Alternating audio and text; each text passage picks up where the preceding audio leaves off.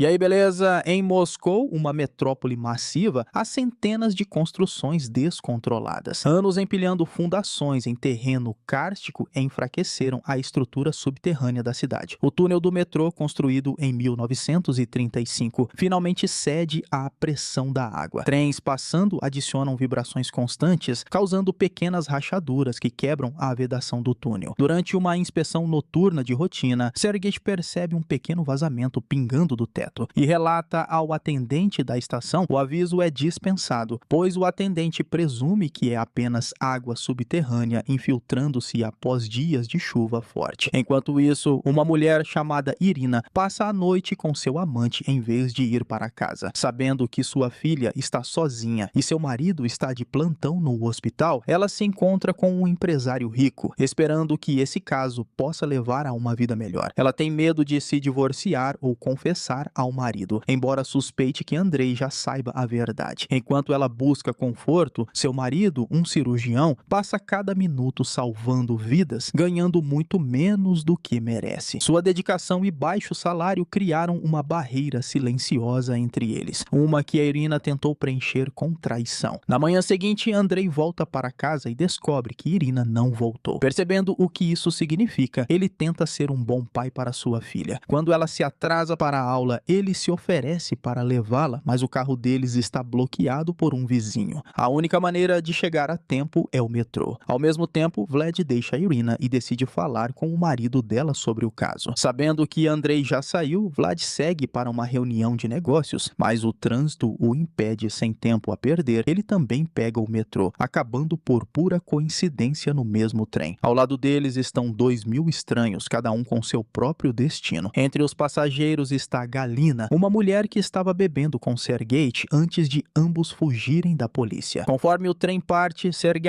percebe de repente que a água que viu não era subterrânea, cheirava a argila e lodo de rio, água do rio. Ele tenta ligar para a estação para relatar o perigo, mas é tarde demais. Ele já foi detido e trancado. Momentos depois, o motorista do trem, número 42, percebe algo incomum à frente. Olhando na escuridão, ele vê água jorrando pelo teto do túnel, inundando a passagem. Reagindo tarde demais, ele pisa fundo nos freios. O trem em alta velocidade descarrila, deslizando violentamente pelas paredes antes de bater de frente no túnel em colapso e na onda de água que entrava. Conforme o trem freia bruscamente e bate, os passageiros ficam presos. Eles caem uns sobre os outros, empilhando-se no caos, perdendo completamente o controle da situação. Seus corpos são jogados pelo vagão como bonecos de pano. Muitos morrem instantaneamente, algumas pessoas são arremessadas pelas janelas, enquanto outras são esmagadas pela multidão em pânico. É um desastre em grande escala, com o número de mortos aumentando a cada segundo. Aqueles nos vagões da frente morrem instantaneamente, quando o teto de concreto desmoronado e partes estilhaçadas do trem os enterram vivos. Momentos depois, Andrei recupera a consciência, desorientado e sem saber o que acabou de acontecer. Cercado por dezenas de corpos, muitos já mortos, ele percebe que precisa sair e encontrar sua filha. Empurrando um homem deitado em cima dele, Andrei presume que ele está morto, mas para seu alívio, o homem ainda está vivo e consegue se levantar. Saindo da pilha de feridos e mortos, Andrei entra em pânico, procurando desesperadamente por sua filha. Apavorado que ela seja uma das vítimas, ele alcança o local onde estavam momentos atrás, mas Ksenia desapareceu. Enquanto isso, Vlad quebra uma janela para escapar. Os outros sobreviventes seguem seu exemplo, saindo dos vagões retorcidos do metrô para evacuar. Ao contrário do resto, Vlad não pula na água, ele sobe no teto do trem. Achando que é mais seguro lá, rastejando entre os vagões, ele os observa balançar perigosamente de um lado para o outro, esmagando mais pessoas sob os destroços. Os enormes vagões de aço continuam a ranger e desmoronar. E Vlad percebe que fez a escolha certa, indo em direção à traseira do trem. Através de uma das janelas, ele avista Andrei, procurando freneticamente por sua filha. Quando um grupo de bandidos ataca Andrei tentando matá-lo, Vlad corre para ajudar. Ele atinge um dos atacantes na cabeça com um cano de metal, afastando os outros. Depois de verificar o vagão, Andrei ajuda Mikhail a se levantar e avista sua filha deitada debaixo de um banco. Cuidadosamente, ele verifica seu pulso e ferimentos, aliviado ao descobrir que Ksenia Ksenia está viva e ilesa. Em outro lugar, Dennis recupera a consciência e vê a carnificina ao seu redor. Mesmo nesse pesadelo, alguns passageiros se aproveitam do caos em vez de ajudar os outros. Um jovem audacioso rouba os mortos e pega o celular de Dennis enquanto ele ainda está atordoado com um ferimento na cabeça. Depois foge para escapar com os outros. Enquanto isso, o controlador da estação percebe que o sinal do trem condenado não está se movendo no radar. Ele está preso no meio do túnel. Tentando descobrir o que está acontecendo, ele contata o motorista de outro trem na mesma linha, que relata que parou porque o sinal à frente está vermelho, indicando um atraso. Momentos depois, o assistente do controlador relata que todas as bombas de água estão funcionando em capacidade máxima, o que significa que o túnel está inundando. O metrô se tornou uma zona de desastre e a verdadeira escala da catástrofe está além da imaginação. Após consultar a alta administração, o controlador da estação decide desligar o trilho de energia, mas precisa esperar até que o próximo trem entre em uma zona de alimentação diferente. Sabendo que vidas estão em jogo, o operador do trem e seu jovem assistente Vasily deixam rapidamente o vagão da frente e vão para o último, para reverter a direção. Enquanto centenas de pessoas caminham pela água no túnel inundado, tentando escapar da catástrofe, o operador e seu assistente lutam para levar o trem de volta à estação. O trem se move lentamente e continua parando, custando minutos preciosos. Assim que o trem limpa a zona de perigo, o controlador corta a energia do trilho e imediatamente vê uma luz de erro piscar em seu painel de controle. Um curto-circuito ocorreu momentos antes, eletrocutando todos que ainda não tinham conseguido escapar da seção inundada do túnel. Enquanto isso, Irina, ainda no trabalho, continua tentando ligar para o marido e a filha, sem saber que eles estão presos no metrô, sem ideia do que fazer a seguir. Andrei sugere que eles desçam, mas Vlad discorda, sabendo que o terceiro trilho ainda pode estar energizado. Andrei enfaixa o braço quebrado de Mikhail, enquanto o trem seguinte finalmente consegue voltar à estação. A administração do metrô fecha urgentemente os túneis e ordena uma evacuação imediata. O pânico se espalha rapidamente. Muitas pessoas perdem o controle e várias são esmagadas pela multidão apavorada. Dennis descobre que a Lisa sofre de asma e pode sufocar sem seu inalador. Durante o acidente, ela perdeu sua bolsa e não consegue encontrá-la, o que significa que pode morrer a qualquer minuto. Determinado a salvar a garota de quem gosta, Dennis faz tudo o que pode e consegue. Ao mesmo tempo, Vlad usa o cachorrinho Toopka como cobaia. Ele joga o cachorro na água para ver se é seguro. Quando o animal nada ileso, ele percebe que podem começar a evacuar sem arriscar a eletrocução. Os vagões continuam se movendo, então é mais seguro se mover por dentro. A caminho do último vagão, Vlad, Andrei, Ksenia e Mikhail encontram a única outra sobrevivente, Galina. Enquanto isso, Dennis e a Lisa também tentam sair, mas fazem isso por fora do trem. De repente, um dos vagões começa a se mover, pressionando Dennis. Ele força a porta a abrir para que a Lisa possa entrar e insiste para que ela vá. Dennis percebe que está preso e prestes a ser esmagado ao meio. Recusando-se a abandonar seu salvador, a Lisa tenta desesperadamente puxá-lo para libertá-lo. Enquanto isso, aqueles que conseguiram escapar da água e sobreviver ao choque elétrico chegam à estação de metrô. Quando os espectadores veem o caos, o pânico explode novamente e as pessoas fogem em direção à superfície, apenas aumentando o crescente número de mortos do desastre. Enquanto os jornalistas aproveitam a oportunidade, a polícia tenta limitar o acesso, mas um repórter astuto e um cinegrafista ainda conseguem publicar as imagens que instantaneamente se espalham por todos os canais de TV. Irina descobre sobre o desastre pelo noticiário e liga para a escola para saber onde está sua filha. Percebendo que Ksenia não está nem em casa nem na escola, Irina entende que sua filha e seu marido estão naquele trem. Quase desmaiando, ela corre para o carro e acelera em direção ao local. No caminho, ela liga para Vlad pedindo ajuda, sem saber que ele está tão preso pela situação quanto sua própria família. Enquanto isso, os serviços de emergência realizam uma reunião de crise para avaliar a escala do desastre. A metrópole está quase paralisada pelo tráfego da hora do rush, impedindo que equipes de resgate e policiais cheguem ao local e comecem a evacuação. A inundação de uma única linha de metrô é apenas o começo. A catástrofe pode ter consequências globais. Se o túnel desabar, ar pode causar mais subsidência do solo no centro de Moscou. Pior, metade da cidade pode afundar, resultando em milhões de vítimas. A maneira mais rápida de parar isso é selar a área afetada com portas herméticas e inundá-la com nitrogênio líquido. Um oficial discorda desse plano e decide atrasar a ordem, dando aos socorristas mais tempo para salvar vidas. Ele sabe que isolar a seção pode evitar um desastre em toda a cidade, mas todos presos dentro do túnel estariam condenados. A caminho do local, a Irina sofre um acidente de carro, mas nem isso a impede. Ela abandona o carro e corre em direção à estação, esperando que seu marido e filha estejam seguros. Enquanto isso, Mikhail, Vlad, Galina, Andrei e Ksenia conseguem sair do trem e começam a seguir em direção à estação mais próxima. Eles logo são acompanhados por Denis e a Lisa, mas momentos depois, uma onda massiva os atinge. Agarrando-se uns aos outros, eles sobrevivem. Mas a onda não foi causada pela entrada de água, mas pelo desmoronamento de rochas que quebrou a conexão entre os vagões. O último vagão se soltou e começou a rolar atrás deles. Vendo o vagão de metal de várias toneladas correndo em sua direção, o grupo se esconde em um buraco na parede do túnel. Mikhail, apavorado, se recusa a rastejar para dentro, insistindo que deveriam continuar avançando. Convencido de que está certo, ele tenta correr, mas a cada passo o vagão se aproxima mais, até que finalmente o esmaga. Os sobreviventes restantes se encontram na escuridão total, desorientados e sem saber o que está acontecendo. Então, Ksenia mostra que seu colar tem uma pequena lanterna embutida. Vlad sorri, feliz por ela ter gostado do presente, o que apenas irrita Andrei. Naquele instante, ele percebe que Vlad não é apenas um antigo colega e amigo, ele também é o amante de sua esposa, o homem com quem ela passa o tempo entre viagens de negócios. Os outros encontram uma porta que leva a uma câmara adjacente e conseguem entrar. Eventualmente, eles descobrem um pequeno bunker construído durante a construção original do metrô. De lá, alcançam um poço de manutenção vertical de pelo menos 7 metros de altura, terminando em uma grade de bueiro em algum lugar acima do solo, bem debaixo de uma rua movimentada. Gritar por ajuda é inútil. O barulho da rua abafa tudo. Seus celulares também não conseguem sinal, já que camadas de terra e concreto bloqueiam as ondas de rádio. Percebendo que precisam agir, o grupo decide arrancar a grade vários metros acima deles, encontrando um barril de metal e um cano. Denis, Andrei e Vlad se revezam batendo na estrutura. Depois se penduram nela para soltá-la. Quando finalmente conseguem, Denis sobe mais alto, mas ainda não consegue fazer uma ligação. Em um ponto, ele quase derruba o celular na água, mas felizmente Galina, que costumava jogar handball, o pega bem a tempo. O último vagão bate na parede do túnel, bloqueando o fluxo de água e fazendo as salas de manutenção e o bunker começarem a inundar. O grupo percebe que, se não encontrarem uma saída logo, a água subindo os enterrará vivos. O desespero lhes dá força para agir, mas ninguém parece notar seus esforços e a esperança de resgate começa a desaparecer. Naquele momento, a Lisa percebe que perdeu seu inalador novamente e começa a ter um ataque de asma. Denis mergulha na área de manutenção já inundada. Encontrando o inalador, ele se sente um herói mais uma vez, até que um cadáver flutuante o apavora, fazendo-o derrubar sua lanterna. Na escuridão, ele perde o senso de direção e começa a se afogar. A Lisa usa spray de cabelo e um isqueiro para acender uma pequena chama como sinal. Felizmente, Denis a vê e nada de volta, salvando a garota. Equipes de resgate encontram outro sobrevivente, deixando um socorrista com ele. Outros dois continuam mais adentro, esperando que haja mais pessoas vivas. Enquanto isso, Irina finalmente chega ao local, mas nem Andrei nem Ksenia aparecem nas listas de sobreviventes ou feridos enviados aos hospitais. À medida que o bunker continua a inundar, o grupo se agarra a um barril de metal. Conforme a água os levanta, Vlad consegue um sinal fraco de celular e liga para Irina. Ele diz que estão presos em um bunker e dá coordenadas aproximadas. Ouvindo isso, Vasily, o assistente do operador de trem e um explorador urbano ávido, entende imediatamente onde eles estão e oferece sua ajuda. O repórter também ouve a ligação e usa uma identidade falsa da polícia para pressionar as equipes de resgate a procurar pelo bueiro específico. Parece que todos finalmente sabem onde os sobreviventes estão e que a ajuda está a caminho, mas então tudo muda. O último vagão do metrô se parte e uma enorme onda de água irrompe rompe pelo túnel. O nível da água no bunker cai de repente, arrastando o grupo de volta para o túnel. Momentos depois, eles verificam uns aos outros e percebem que Galina desapareceu. 5 minutos depois, Vasily e a equipe de resgate chegam ao bunker, mas está vazio. Vendo as paredes molhadas, os socorristas informam a Irina que todos lá dentro provavelmente estão mortos. Em um ponto, ela está pronta para pular da borda e desistir, mas outros conseguem impedi-la. Quando a água finalmente recua, Denis, Alisa, Andrei e Ksenia retomam sua tentativa de escapar. Vlad machucou a perna, mas logo os alcança. Depois de alguns minutos, o grupo chega a uma estação abandonada e sobe na plataforma para descansar. Ainda tensos e exaustos, Denis perde o controle e começa a desabafar. Como executivo de construção, ele sabe que as autoridades da cidade provavelmente selarão o túnel e o inundarão com nitrogênio líquido, matando qualquer um que tenha ficado para trás. Os outros imploram para que ele se acalme, mas ele culpa tudo em sua amante, dizendo que o atraso dela é a única razão pela qual ele foi forçado a pegar o metrô. Vlad insulta Irina na frente de Andrei, provocando seu ex-amigo. Uma briga começa e nem Denis nem Ksenia conseguem pará-la. Consumido pela raiva, Andrei quase afoga Vlad, mas a briga é interrompida por um grito distante. É Galina ainda viva. Os sobreviventes ouvem sua voz, assim como as equipes de resgate que procuravam todo esse tempo. O alívio toma conta de todos, mas dura pouco. A área onde o trem ficou preso desmorona completamente. O teto desaba e torrentes de água inundam o túnel. As equipes de resgate comunicam a situação pelo rádio, enquanto Vlad implora para que não fechem a porta e o salvem. Apesar de saber que sua filha está lá dentro, Andrei insiste que devem fechar a barreira hermética. Caso contrário, milhões morrerão. O centro de comando dá a ordem e o túnel é selado segundos antes de uma catástrofe global. O nível da água começa a subir novamente. Erguendo os sobreviventes em direção à superfície, eles conseguiram sinalizar que ainda estavam vivos. Vasily é o primeiro a notar e chama rapidamente sua equipe para ajudar, iniciando uma evacuação urgente. Os sobreviventes saem pela grade para a rua. Ksenia é a primeira a ver a luz do sol e sua mãe. Ela corre para Irina e a abraça. Alisa e Denis são levados ao hospital. Andrei vê sua esposa, mas a ignora, puxando a mão para evitar seu toque. Ao mesmo tempo, o assistente de Vlad chega, lembrando-o de uma reunião de negócios urgente e pedindo que ele se apresse. Andrei, embora evitando Irina, é forçado a compartilhar a mesma ambulância com ela para que ele e sua filha possam ser examinados no hospital. Antes de os veículos partirem, eles param por um breve momento, apenas o tempo suficiente para Toopka, o cachorrinho deles, pular nos braços de Ksenia. Terminando assim Metro, filme de suspense e ação de 2013.